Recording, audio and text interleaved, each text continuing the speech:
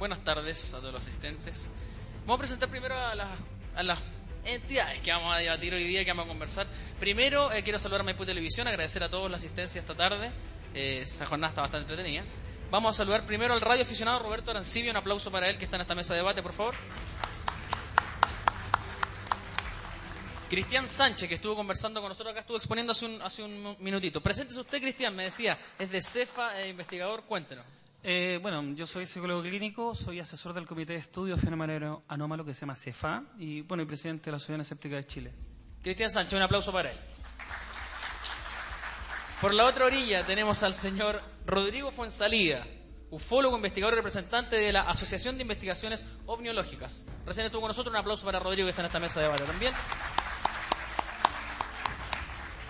Y al representante del Grupo de Estudios Ovniológicos GEO, conocido por todos, Alberto Urquiza. Un aplauso para él que está con nosotros también esta tarde.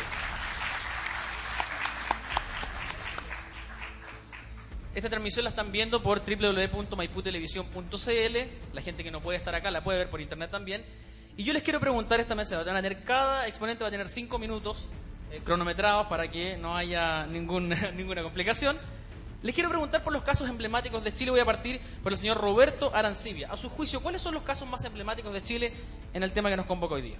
A ver, caso ufológico emblemático para mí no ha existido ninguno. Solamente hay casos en los cuales se le ha levantado de algo menor, lo han hecho muy grande, como el caso Valdés y el caso de los Friendship. Esos serían los dos.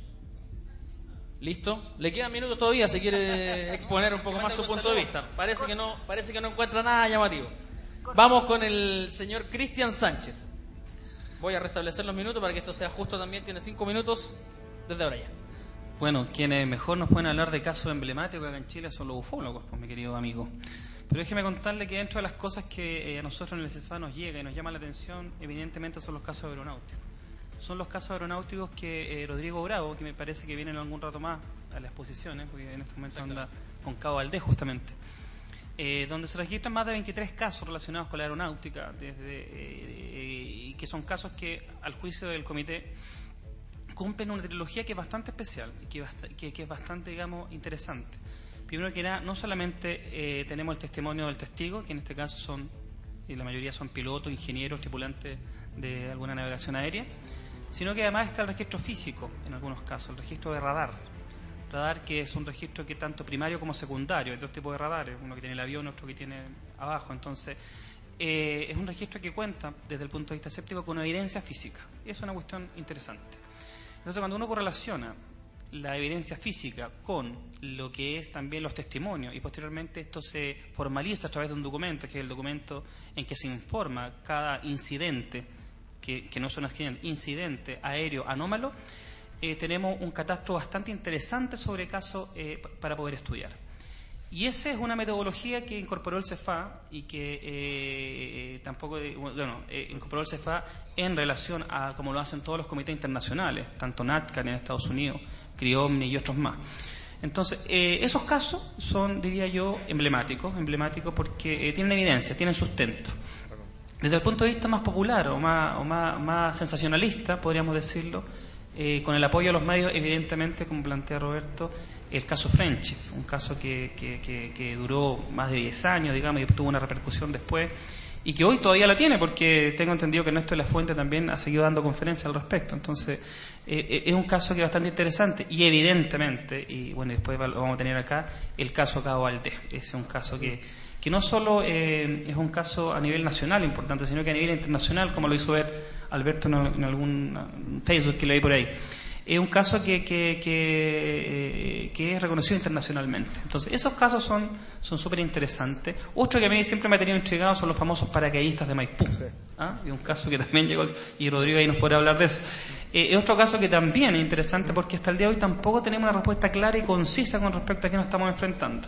Y los convoco a ustedes como municipalidad.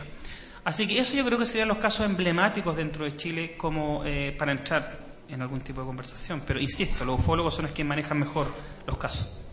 Muy bien. Señor Rodrigo Fuenzalida, a su juicio, ¿cuáles son los casos más emblemáticos? Recordando el caso de ahora su oficial en retiro, Valdés. Sí, y bueno, la Fringe, concuerdo ahí con los criterios que ha elaborado Cristian en torno a que uno tiene que ver, aparte del anecdotario, algún tipo de evidencia mayor. Hay un caso que me gusta bastante, que investigó Rodrigo también Bravo, y el caso Angostura, que me tocó conversar con el capitán en su minuto, que estaba a cargo de ese avión en Angostura en el año 2000, que lo está en el libro Ufología Aeronáutica. Muy interesante por la descripción del objeto, fue también registrado en radar. El caso de los paracaidistas de Maipú también es complicado porque todavía hay mucha cosa un poco oscura también de la manera como los gringos manejaron el caso. Recientemente este año, no sé si estará por acá, Juan Barra de Chile NASA, que realizó un video hacia el sector cordillerano donde logró, en octubre del 2011, donde logró captar una figura muy parecida al de los paracaidistas de Maipú, pero la gran gracia es que tú ves el San Ramón derechamente, ves el cuerpo alargado, ves el cuerpo en caída libre, después se detiene y después avanza, da un salto y se mete hacia una nube. Eso lo hallé extraño. Están los casos también de la Patagonia, Monte Fenton. Las luces de Fenton tampoco tienen una explicación muy convencional. Están también los casos de Patricio Frías, también Patagonia. Está la experiencia de Armando Valdés, contabilizando los testigos que hay alrededor. Hay una luz original que generó algo, que vamos a tener a Armando acá, entonces por lo tanto diría yo, los pormenores de las cosas que estuvo alrededor, que mejor que las puede contar. Pero sobre todo hoy día hay un caso que nos ha sorprendido mucho, que lo presentamos en su minuto en el comité, que ya lo estamos cerrando, que es el caso Ralum, décima región de Chile, que tiene todos los parámetros de lo que muchos pensamos, que lo hablaba recién, el aumento de la tecnología, que cada uno hoy día tenga cosas que pueda grabar. Ya tú no cuentas algo, sino que hoy día muestras. Y hay un video que llevamos ya 3 años analizando, tomado a 10 metros de distancia, de un objeto que es una masa que sale del agua, empieza a hacer una serie de movimientos extraños sobre su eje, cambiar estructura, produce efectos electromagnéticos en la cámara, tiene parámetros realmente que son extraordinarios. Ha sido presentado ya en 3 congresos, muy bien analizado en Chile y fuera de Chile, y está siendo, yo creo, luego vamos a presentar el caso. Y Chile entero es un hotspot, una zona caliente, pero podríamos seguir, pero mejor lo voy a dejar acá, mi amigo. Son demasiadas cosas. Yo creo que a usted le ha tocado oír cosas también interesantes. Alberto Urquiza tiene sus 5 minutos para exponer lo que a su juicio pueden ser los casos más llamativos e interesantes en nuestro país. Muchos casos, ¿se escucha bien? ¿No se escucha? Aló. Vamos a arreglar el problemita de un segundo. Telepático, esto funciona acá, sí. Ahora sí, aló. Sí, probando, 1, 2, 3. ¿Se escucha? Muy bajo. Hola. Más bajo. Aló, ahí se escucha. Ahí sí. Fue salfate. Creo que sí, este es un salfatazo. Yo creo que vivimos en un país que tiene una gran cantidad de fenómenos extraños. Muchas veces nos dejamos llevar por lo que los medios de comunicación dicen, otras veces nos dejamos simplemente llevar por la imaginación. Tenemos casos impresionantes, impactantes, que afectan a personas, a seres humanos, a gente que no busca ni ser conocido, ni ser famoso, ni hacer negocio. Vivimos con personas que han sufrido un fenómeno, que han disfrutado de un fenómeno, o que han tenido una experiencia que les impacta en la vida. El fenómeno OVNI no es menor, es un fenómeno totalmente real, reconocido y verdadero.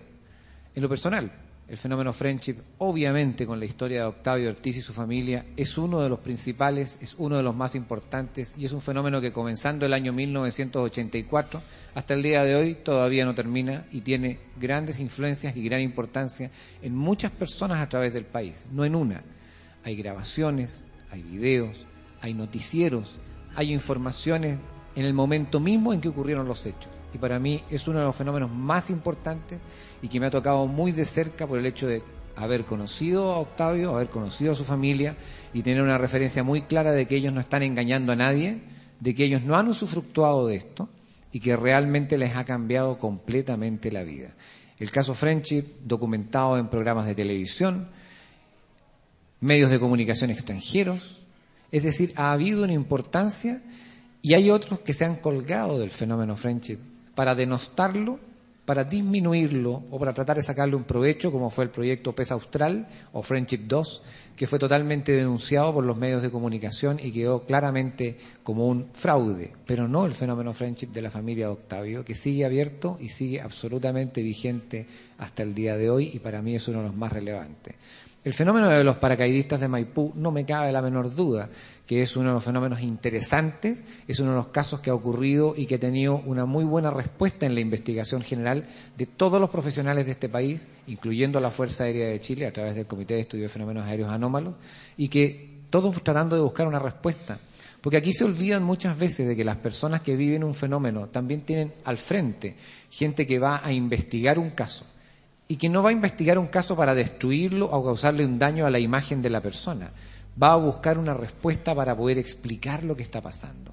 Un fenómeno ovni es un fenómeno no identificado y ese fenómeno no identificado muchas veces sí tiene explicación.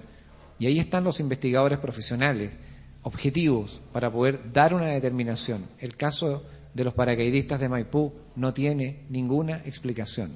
Somos nosotros los que estamos llevados hoy día como investigadores, como conocedores de un fenómeno, para poder buscar una respuesta sin prejuiciar si todo lo que vuela es extraterrestre y marciano o si todo lo que vuela tiene una explicación científica y tecnológica. Muchas veces la respuesta va más allá y nos supera. Por eso nosotros buscamos siempre la verdad.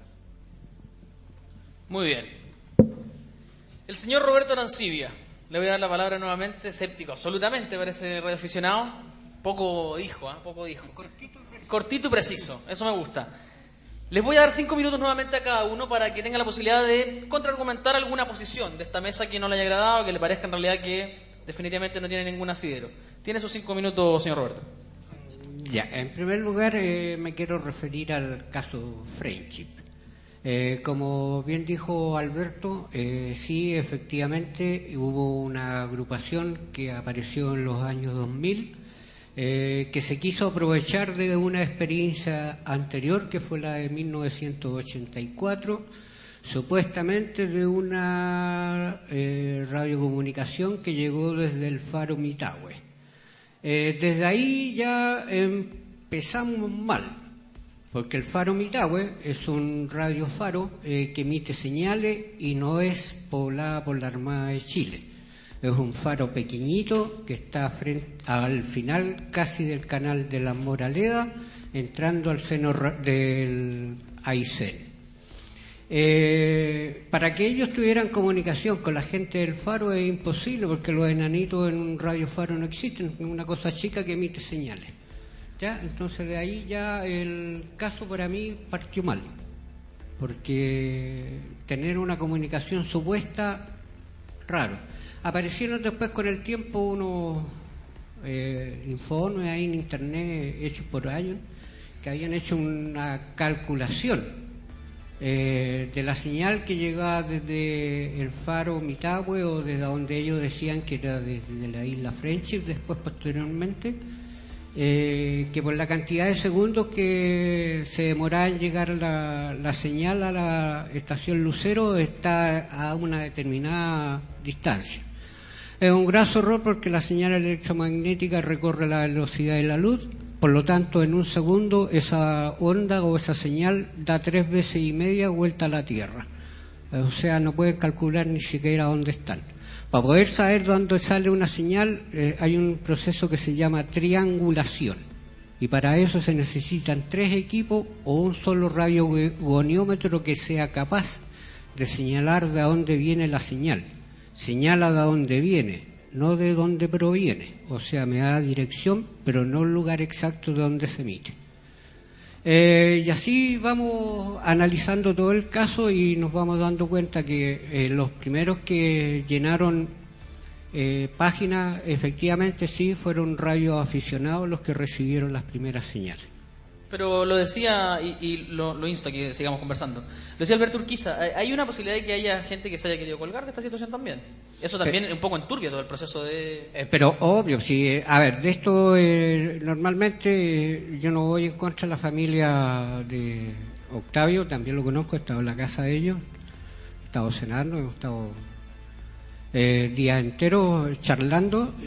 Hay una cosa que la gente parece que si no vio los 2 programas que hizo Televisión Nacional, Octavio Ortiz, él reconoce que los mensajes que emitían los segundos Friendship eran muy semejantes, y si no por decir iguales, a lo que él recibía de Ariel. O sea, si lo miramos desde un punto de vista, el precursor de los 2 mensajes tendría que haber sido una misma. O sea, los 2 falsos. En particular del caso del suboficial en retiro actualmente, Armando Valdés, ¿qué opina usted? Es tan complicado meterse, porque si nosotros vemos, analizamos y estudiamos todo lo que el señor Valdés ha dicho, por cada entrevista que le hacen es una nueva verdad. Supuestamente hoy día él va a aclarar lo que él es, pero si de el mosqueo que uno parte con un contacto, con un abducido, y al final termina hablándome de la Virgen María, es porque tiene problemas espirituales, y él necesita saber una verdad religiosa de él. ¿Algo más que agregar, don Roberto? Nada más. Muy bien. Don Roberto Arancibia, opinando de los 2 casos que él analiza. El turno de Cristian Sánchez, le doy los mismos 5 minutos para que usted quiere tome alguna de las posiciones que expuso Rodrigo Fuenzalía o Alberto Urquiza y dé su opinión contradictoria, si es así. Yo creo que debemos seguir con Friendship, pues si eso es lo que nos convocaba. Y Valdés que va a estar en unos minutos más. Claro. Cuando uno, por ejemplo, bueno, ustedes saben que los escépticos, como les planteé en la conferencia anterior, funcionan en base a evidencia y hecho. Cuando uno, por ejemplo, se da cuenta o sabe que uno de los protagonistas o el iniciador de estas ideas de los Frenchies, don Ernesto de la Fuente, que evidentemente, dado el caso y toda esta idea de que existiría una isla supuestamente habitada primero por seres más o menos especiales, ¿no?, venusianos para los que estuvieron anteriormente, ¿verdad?, o de este corte, de una u otra manera determinaba una visión de una experiencia bastante interesante. Una experiencia interesante en donde este mismo Ernesto de la Fuente, ¿no?, nos dice que después de tener y contar con un cáncer terminal, fue sanado y fue curado justamente en este lugar. Situación que obviamente despierta el interés en la mayoría de las personas que padecen alguna enfermedad de corte catastrófico. Negocio que también se inició después, pero eso Roberto lo explicará mejor.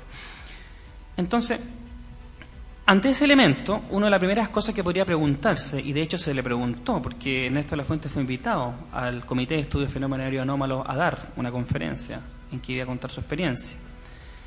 Si esto era cierto, de que existía un cierto cáncer que había sido curado, por ejemplo, por una sanación más o menos extraña, espiritual o extraterrestre, una de las cosas que se ve en el video, yo no estuve presente en esa conferencia en ese momento, pero sí vi el video, cuando se le pregunta y se le insta a don Ernesto de la Fuente a presentar justamente los antecedentes médicos que consignaban un cáncer al pulmón, que él dijo que habían sido, entregados por la Universidad Católica, esos documentos no llegaron. Es decir, la evidencia que podría verificar la supuesta enfermedad de Ernesto de la Fuente nunca la vimos, nunca llegó. No sé si posteriormente algún investigador la logró tener, pero nunca llegó en ese momento. Así que confirmar que existía una enfermedad de corte catastrófico y después finalmente una sanación debiera ser confirmado bajo ese prisma. ¿Se fijan? Un documento, claro, tenía cáncer, ahora no tiene. Eso nunca llegó, nunca pasó. Cuando Roberto y otras personas lo instan a dar más antecedentes y supuestamente, dado que ya se había curado de este supuesto cáncer al pulmón, él comenzó a evidenciar un problema de asma secundario a esta problemática, y de hecho llegó a inhalarse con estas cosas que usan ellos, esos POF. Lo que inmediatamente hace dudar a un escéptico si realmente está sano o se curó de la supuesta enfermedad que tenía. Por lo tanto, cuando ese protagonista de la historia, el protagonista principal, quien genera toda esta idea que posteriormente es tomada por otras personas, entrega elementos que no son del todo coherentes o que no se ajustan a una evidencia clara y concreta, uno tendría que dudar del fenómeno, dudar completamente. Ahora, con respecto, bueno, yo no conozco a la familia Ortiz, pero sí sé que don Octavio escribió un libro. Yo no sé si los libros se hacen en forma gratuita. Cada vez que alguien escribe algo, espera algo de vuelta. No sé si hay honestidad, y en esto ustedes ayúdenme, no lo conozco. Pero yo sé que no lo pudo hacer en Chile, lo hizo en España. Y si alguien hace una obra, la edita y la imprime, lo más probable es que reciba con eso algún tipo de atribución económica. No sé si esta cosa de no esperar algún fin o algún resultado económico de esto sea tan cierto. Esos son los hechos. Júguenlo ustedes mismos. Pero queda 1 minuto 16. Juegue usted. ¿Cree que hay una intención quiere que le diga? efectivamente económica de fondo? Mira, en los Frenches, por ejemplo, como bien lo explicaba Roberto, hay dos historias. Está la primera historia, que es la que podríamos decir más original, y la segunda historia que fue desenmascarada en el programa de Patricio Bañado, fíjate tú, en donde se logró llegar a la casa incluso del supuesto contactado, que no era ningún contactado alienígena, era una persona de carne y hueso. Y quien desenmascaró todo ese fraude fue el señor que tiene que estar acá al lado. Él fue con Patricio Bañado, véanlo en el programa antiguo a desenmascarar esta situación. Por lo tanto, ya todo te huele extraño. Ahora, si lo vemos desde la perspectiva psicosocial, que como estábamos viendo el fenómeno anteriormente, evidentemente los mensajes que transmiten los supuestos Frenches son de factura netamente religiosa. De factura religiosa, New Age y con aires de ocultismo.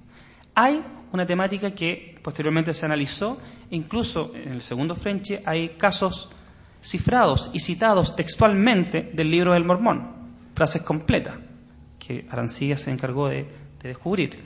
Entonces, ya la cosa te huele extraña, ¿te fijas? Te huele extraña, entonces, afirmar de que existiría este supuesto dato. Y otro dato importante, y el último. Patricio Bañados, La Ruta al 2012, y no sé qué otro programa más, han tratado de encontrar French sin ningún resultado positivo. Hasta el día de hoy, y dadas las coordenadas que indican por ahí, no existe tal isla.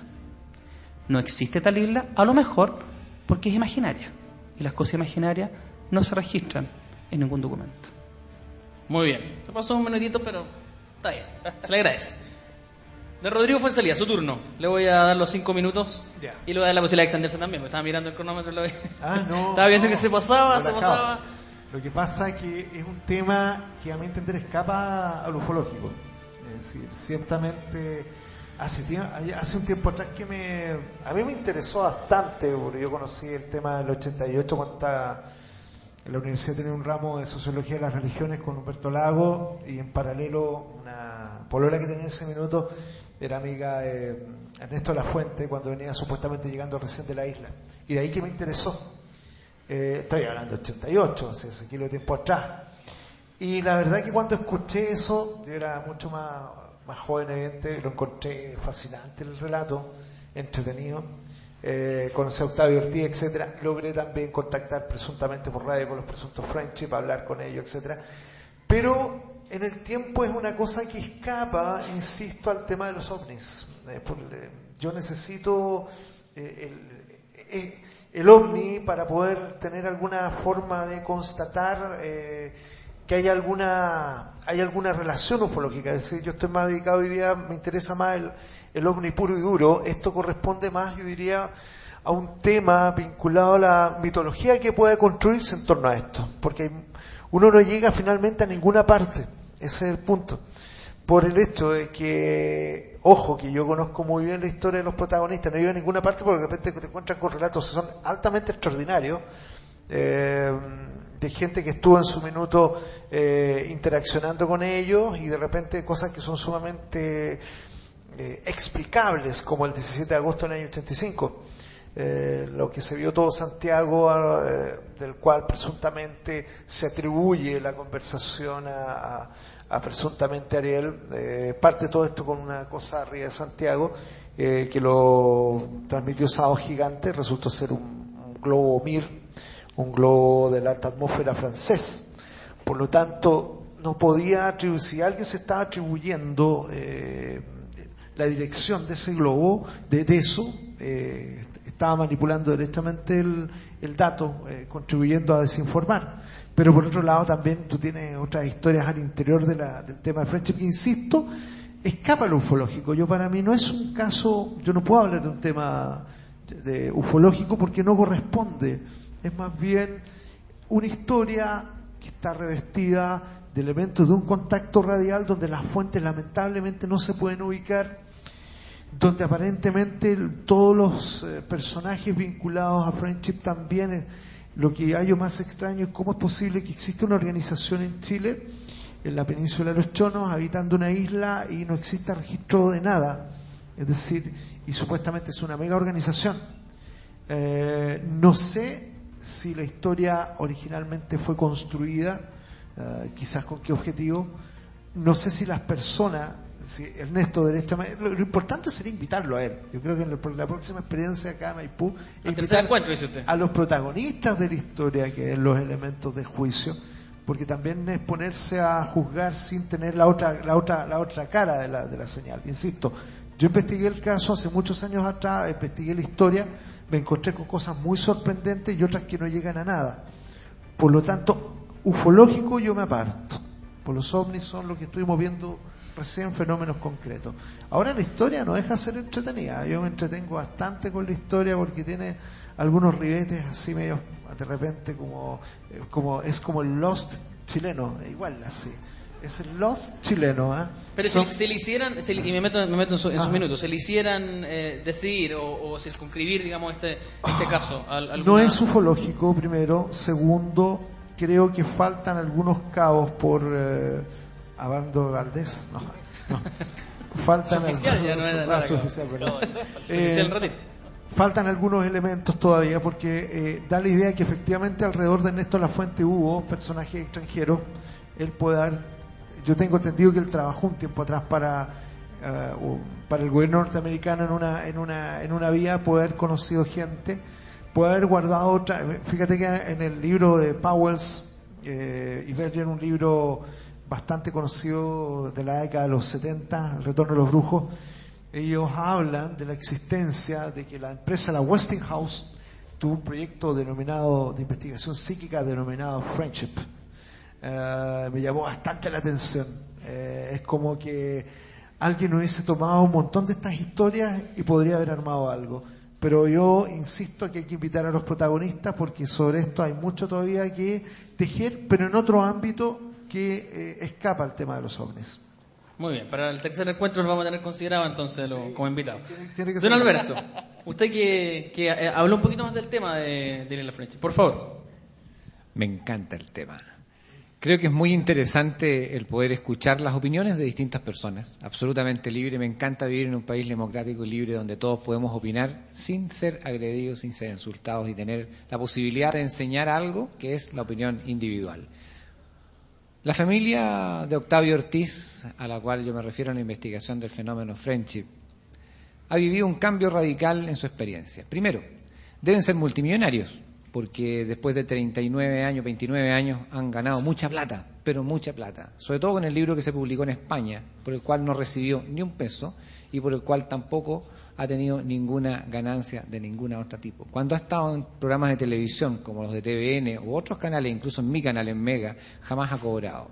Es decir, el beneficio económico multimillonario que él tiene no existe. Él vive de su trabajo, él vive de sus acciones, vive de lo que él efectivamente con esfuerzo hace y no sacándole un provecho como otros podrían dejar ahí la sombra para que esto lo piensen. Es una persona inocente, es una persona buena y que ha hecho las cosas muy bien, en forma muy educada, decente, cristiana, tal vez sea la expresión más clara, y con su familia igual. Su esposa, sus hijos, me encanta eso. Creo que es muy importante tener claro que el fenómeno parte en ese momento. Sobre el ufológico, yo creo que un fenómeno ovni parte en distintas áreas. Tiene un área de comunicación extraña que alguien no piensa de dónde está. Un faro en una isla en la cual inicialmente no estaba ni siquiera en los mapas. A lo mejor incluso en un momento determinado no estaba bien determinado dónde estaba. La verdad es que el faro no se comunicó con nadie. El faro es muy pequeño, es un faro. De verdad que el faro solamente emite luz, no emite señales de radio. El faro es un punto de referencia en los cuales los barcos que estaban en la cercanía se comunican aparentemente a través de una emergencia con radioaficionados en los cuales Octavio toma accidentalmente esta llamada donde se inicia el contacto. No es el faro el que transmite, no es el faro el que está alguien de la Armada haciendo esto. Hay mucha gente alrededor el que hace esta comunicación que podría haber sido una broma, efectivamente. Podría haber sido una broma que hoy día llevaría 29 años funcionando todavía. Hay muchas personas que pueden imitar las voces. De hecho, hoy día tenemos grupos musicales que imitan a los Beatles, por ejemplo, y parece que fueran ellos. Pero como los imitan, bueno, finalmente ni ellos son reales ni los Beatles tampoco. Esa filosofía no sirve. La verdad es que es solamente parte de un fenómeno que tiene que ser investigado. Lo del avistamiento del día 17 de agosto es importante. Todo Chile lo vio, fue documentado, no es un objeto. De hecho, hoy día uno de los funcionarios más importantes del Comité de Estudio de Fenómenos Aéreos Anómalos fue testigo de esto, y según su propio testimonio eran 3 los objetos luminosos que estaban sobre Santiago, lo cual es interesante. Es interesante que podamos buscar explicaciones, es interesante que podamos ver con realismo y no borrar de una plumada o dañar la imagen de personas.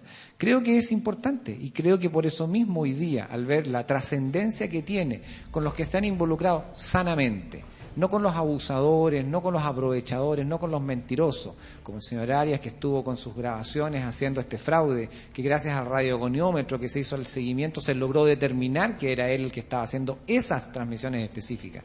El mismo Rodrigo en un momento determinado ha jugado un poco con eso y ha tenido la posibilidad de conocerlo de cerca. De hecho, creo que lo que más ha alimentado en él el hecho de poder ser un buen ufólogo y tener una experiencia de tantos años como la tiene él, justamente fue en la casa de Octavio Ortiz, escuchando, viviendo y experimentando esta situación. Muchas personas, tal vez hoy día, han sido sanadas en su vida producto de haber tenido un contacto de este tipo. Yo la verdad es que claro que sí, es un fenómeno ovni sociológico, que tiene que ver con ficción en algunas áreas y con realismo absoluto en otras. Cuando yo digo que doy fe del hecho de haber contactado a estas personas y de vivenciar en ellas no la mentira, no el engaño, no el abuso, simplemente veo a gente, tal como lo dije, inocente y buena, experimentando un fenómeno que se reitera en el tiempo hasta el tiempo actual. Y que justamente en ese libro publicado en España está muy claro, para que todos podamos reconocer qué es lo que está pasando y qué tipo de situaciones. Nosotros a veces pensamos que el fenómeno ovni es solamente la luz en el cielo, y efectivamente así fue normado al principio cuando se le llamaban platillos voladores, fenómenos ovnis, fenómenos FANI, absolutamente no identificados, principalmente aéreos.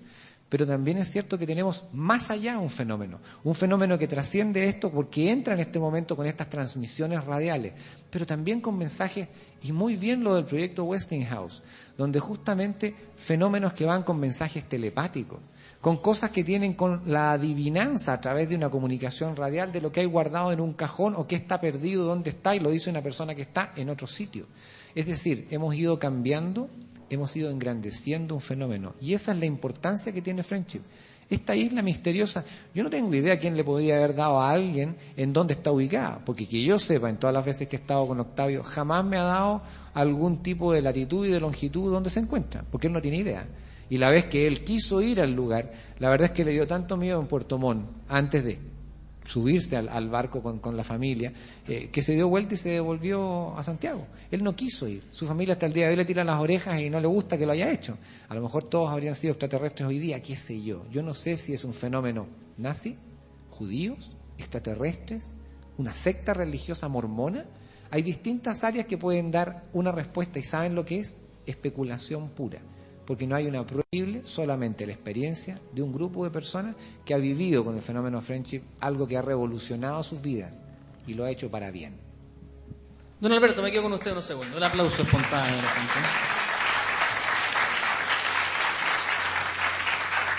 Me quedo con don Alberto porque yo los quiero... Yo sé que nos convoca a la isla Friendship, el fenómeno Friendship, pero...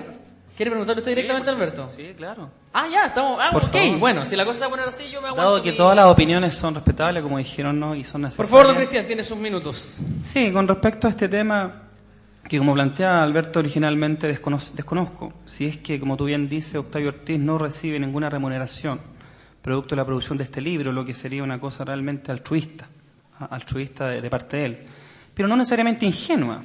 Porque fíjate tú que dijiste que él no recibe ningún peso por eso, pero ¿en qué trabaja Octavio Ortiz? ¿A qué se dedica él? En el momento en que ocurrió este fenómeno, Octavio era transportista, tenía un vehículo con el cual trabajaba para la empresa JP. Sí. ¿Y a qué se dedica ahora? A partir de fines de los años 90, hizo un curso con la señora Adriana Rubio de biomagnetismo y hoy día es uno de los mejores biomagnetistas de América. O sea, es un sanador.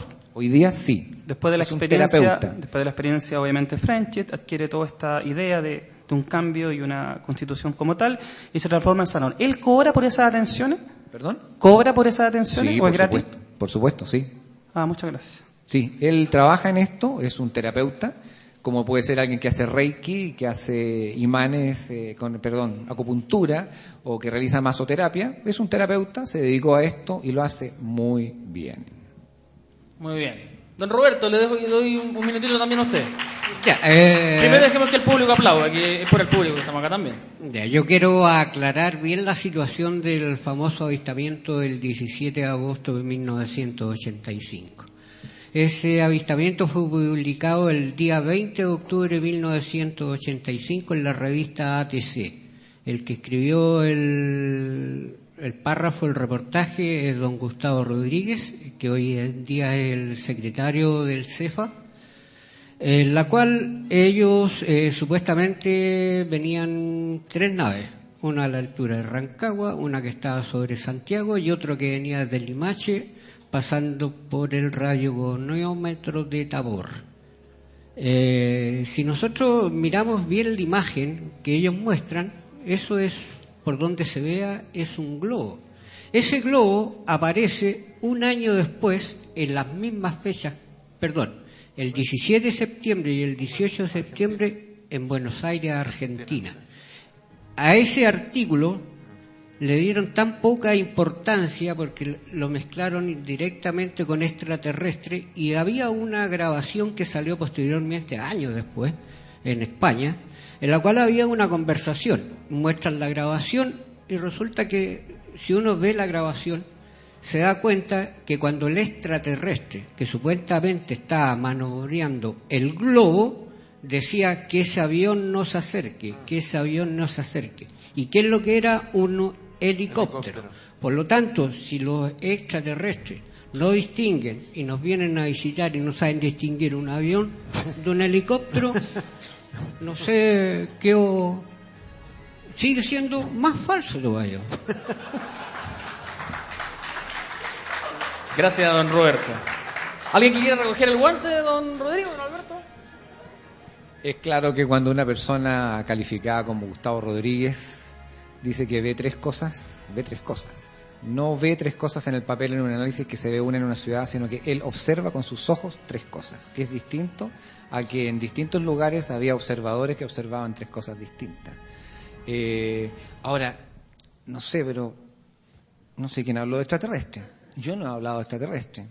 Octavio no tiene idea de qué se trata esto. En realidad es un fenómeno para él muy extraño. Pueden ser extraterrestres, pueden ser intraterrestres, viajeros en el tiempo, pueden ser lo que yo dije antes. Nadie sabe lo que es. Por eso es un fenómeno que no tiene una explicación. Y es interesante, ¿se fijan? Es interesante que vayamos conversando de la realidad y la ficción. Podríamos estar hablando de todas estas transmisiones que hizo un grupo de personas para imitar. Podríamos hablar de lo que significó la filtración de esa grabación a un medio de comunicación español. Podríamos hablar de 1000 cosas, pero la grabación es real. De hecho, parte de las grabaciones las hizo una niñita, Paula, una pequeña, no la hizo un adulto. Es decir, hoy día tenemos un fenómeno que comparte una familia completa y que hasta hoy, al día de hoy, sigue siendo muy real y que sigue siendo muy importante.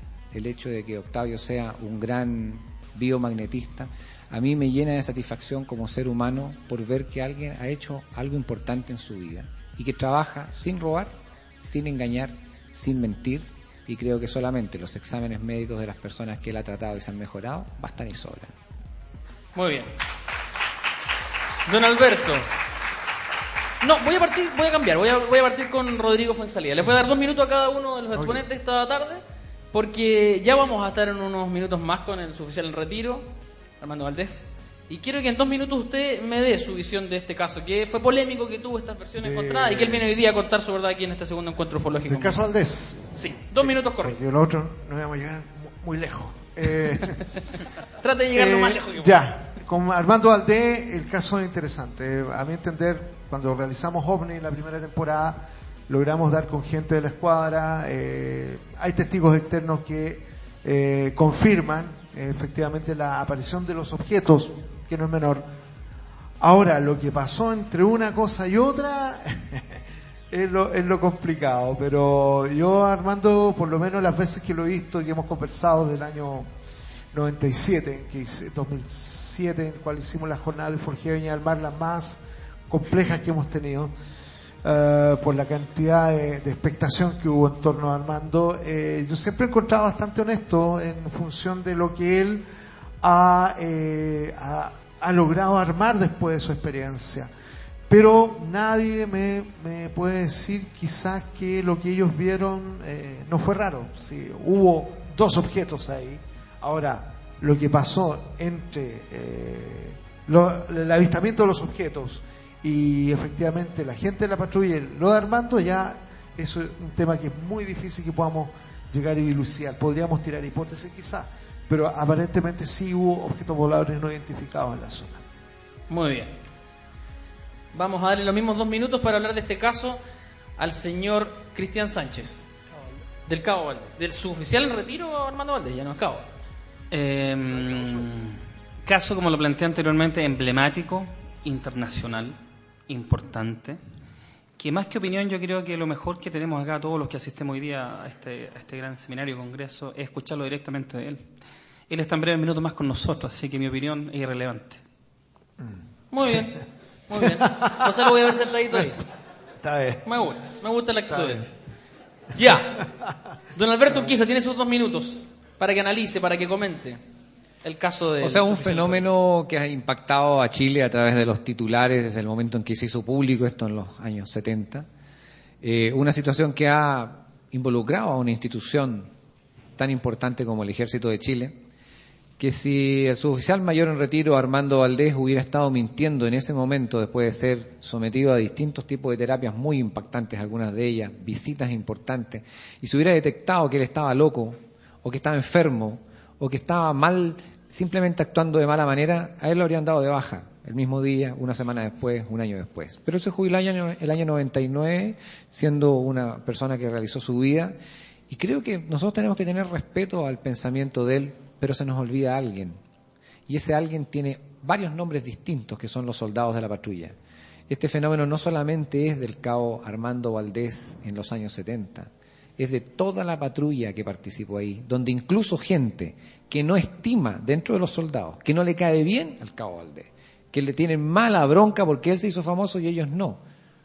Fíjense que extrañamente, incluso en ese sentido, amparan, defienden o protegen ciertas partes de la versión que Armando Valdés ha tenido. Yo creo que es verdad lo que dice Cristian. Si nosotros vamos a opinar, ¿por qué no guardamos un poco de silencio y esperamos que hable él y que él dé una versión?